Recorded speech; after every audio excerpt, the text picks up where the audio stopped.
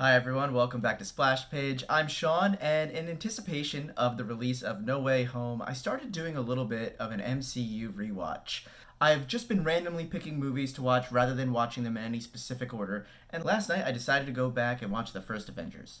The humble beginnings of Marvel's team-up movies, and I noticed an Easter egg in the end credits scene that at the time gave a nod to the future of the MCU, while at the same time it showed that they didn't have it all planned out yet.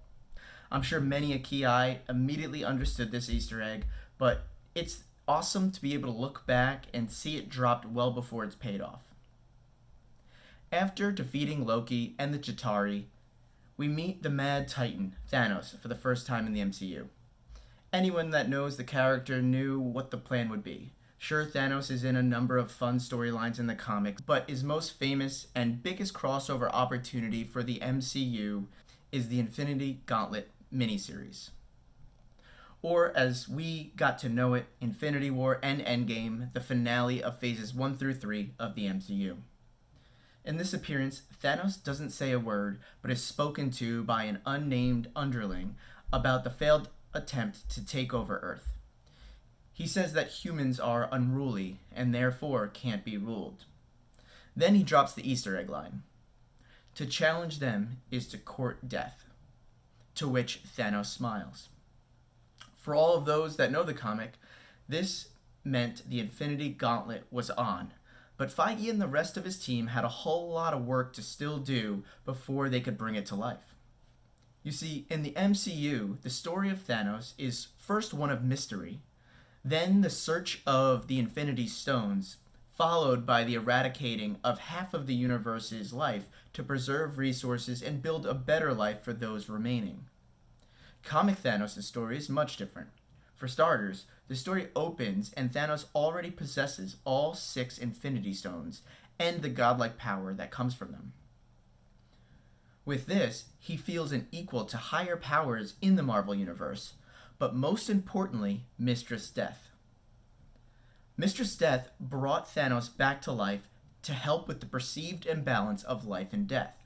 She wanted Thanos to kill half of all life in the universe so that she had more souls to subjugate.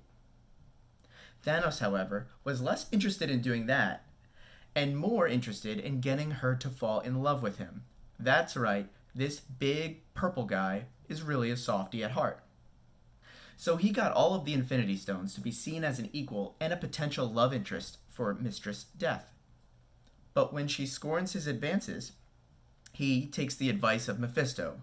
Yes, YouTube, that Mephisto. And snaps, eliminating 50% of all life in the universe because he wants to get on Mistress Death's good side. So back to the clip I mentioned at the beginning of the video. When this unnamed henchman says to challenge them is to court death, it was a nod to Thanos attempting to court or date or marry Mistress Death. However, 7 years later, the time between the first Avengers movie and Endgame, we know that Mistress Death isn't in the MCU, and the story was rewritten so that Thanos collecting the stones, not for love, but for progress or even survival of a number of species and planets. This change makes Thanos a bit more empathetic and understandable as a villain. The Infinity Gauntlet is a huge story that uses characters from all levels of Marvel Comics, and to do it justice, the MCU needed to greatly expand before making this a reality on screen. Between the 2 movies, we met characters like Black Panther, the Guardians of the Galaxy, Doctor Strange, Ant-Man and the Wasp, Scarlet Witch, and of course your friendly neighborhood Spider-Man.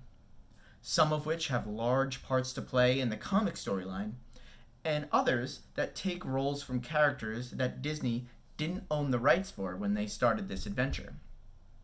Hulk takes the place of Silver Surfer, who warns Doctor Strange of the incoming doom of Thanos. Ebony Maw plays the second fiddle to Thanos in place of Mephisto.